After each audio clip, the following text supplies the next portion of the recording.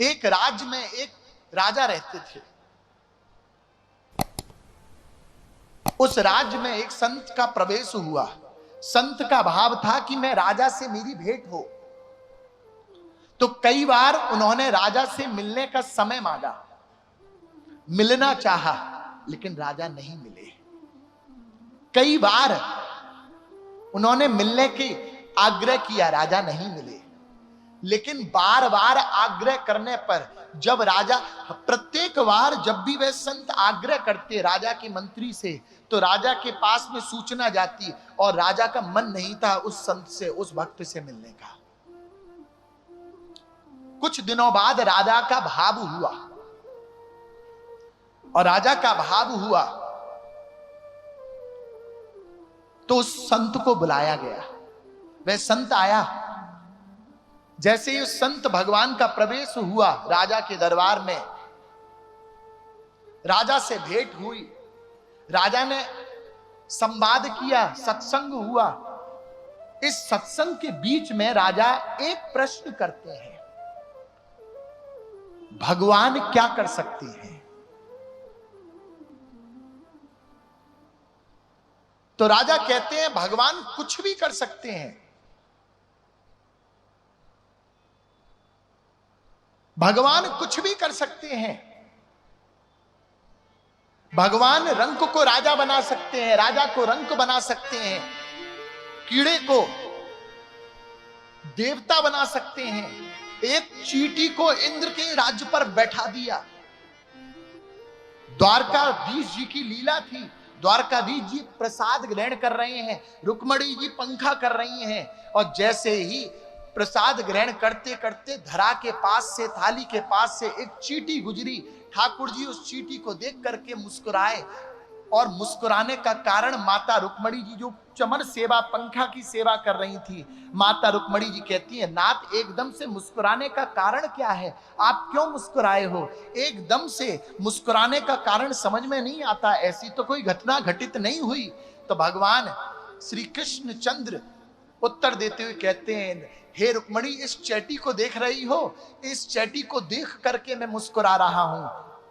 तो माता रुक्मणी जी कहती है, क्या विशेषता है इस चैटी में? तो भगवान श्री कृष्ण कहते हैं, तुम सोच सकती हो कि 21 बार राज स्वर्ग के राजगद्दी पर विराजमान हो चुका है, 21 बार इंद्र बन चुका है, इंद्र की गद्दी पर विराजमान हो चुका है, लेकिन इसने भी कुछ ऐसे कर्म करे जो स्वर्ग की राजगद्दी से सीधे के सीधे इसको चींटी की योनि में आना पड़ा। प्यारे, तो भगवान तो किसी के भी साथ में कुछ भी कर सकते हैं।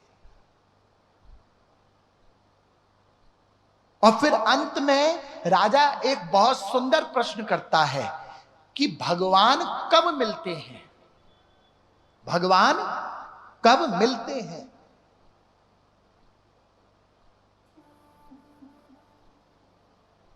तो संत बोलते हैं कि राजन, इसका उत्तर समय आने पर दूंगा मैं आपको।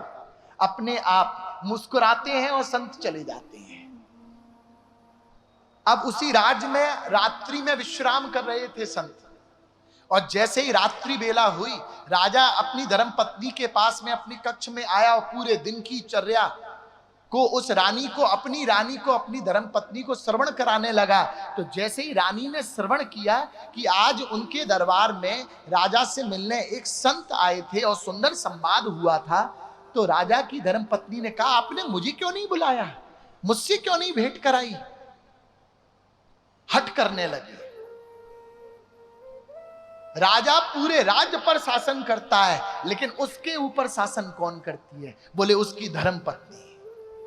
अच्छे से अच्छे मंत्री, अच्छे से अच्छे प्रधानमंत्री भी क्यों ना हो, वैसे तो हमारे देश को प्रधानमंत्री के पास में इस कार्य से वो स्वतंत्र हो गया है, लेकिन 3 हट बहुत प्रसिद्ध है साहब, स्त्री हट, बाल हट और राज हट। महाराज अच्छे अच्छा पूरे विश्व पर शासन कर सकते हो, लेकिन जब विश्व पर शासन करने के बाद में जब आप अपने घर पर आओगे तो एक पत्नी पर आपका शासन नहीं चल सकता। बस आप उसी के आगे परितंत्र हो, बाकी के सबके आगे स्वतंत्र हो। अब रानी हट में आ गई, नहीं मुझे अभी मिलना है। राजा कहते हैं सुबह मिला दूंगा, नहीं अभी मिलना है, अभी मिलना चाहती हूं।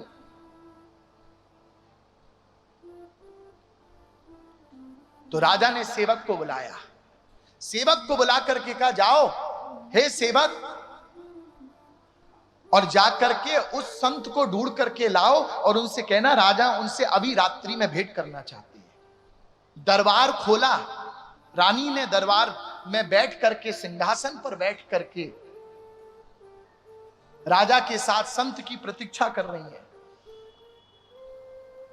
सेवक गए और संत को बुला करके लाए, और जैसे ही संत को बुला के लाए तो उस संत को प्रणाम किया। उस संत के रानी ने दर्शन किए, और दर्शन करने के बाद में जब वह रानी संत को भेजने लगी कि हे संत भगवान, मैं तो आपके दर्शन करने के लिए मैंने बुलाया था, मैं धन्य हो गई। और जैसे ही प्रणाम करने लगी तो संत मुस्कुरा के बोले, राजन अब कुछ उत्तर मालूम चला? बोले कौन सा उत्तर? तुमने क्या प्रश्न किया था कि भगवान कब मिलेंगे, भगवान कब मिल सकते हैं? तो मैंने क्या कहा था, समय पर इसका उत्तर दूंगा कि भगवान कब मिल सकते हैं।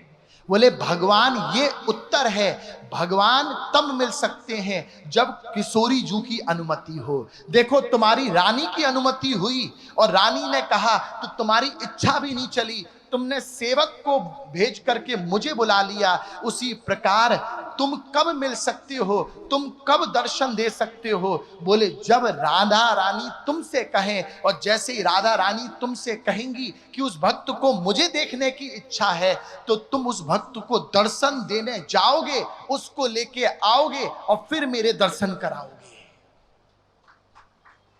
फिर मेरे दर्शन कराओगे। तो इसमें अगर राधा रानी की कृपा हुई, उनकी इच्छा हुई, तो तुम्हारे भी दर्शन हो जाते हैं और राधा रानी के भी दर्शन हो जाते हैं।